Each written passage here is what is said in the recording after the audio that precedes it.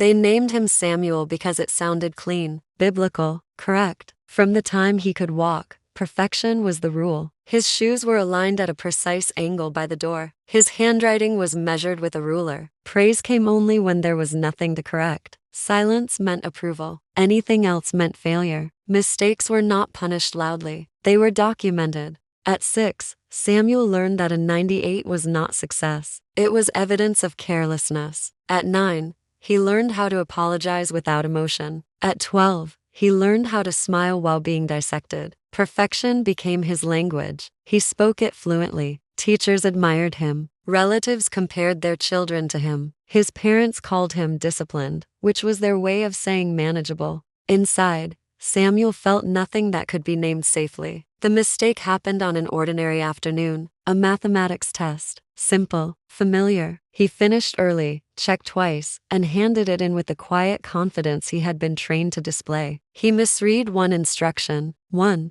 the paper was returned, the red mark glared like a wound. 99%. The room felt suddenly unstable. He waited for the correction, the understanding, the acknowledgement that 1 point was insignificant. It never came. His teacher frowned. "This is unlike you."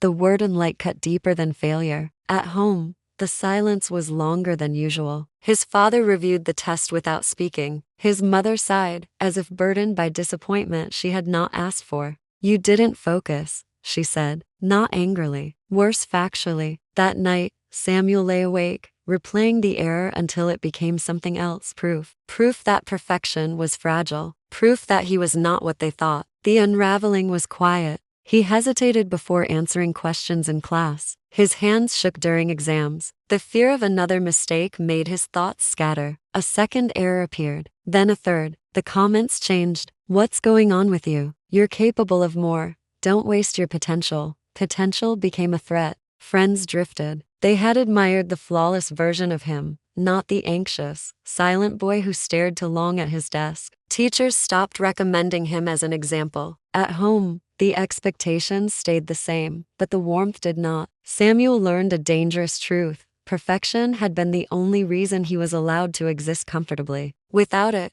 he was a problem. The final collapse came during a public ceremony. Awards were announced. His name was not called. He felt something break, not loudly, but completely. That night, he stood in front of the mirror and tried to identify who he was without excellence. There was no answer, no language for it. He had been raised to perform, not to be. The mistake had been small, but the lie it exposed was enormous. Samuel did not fail because he was imperfect. He failed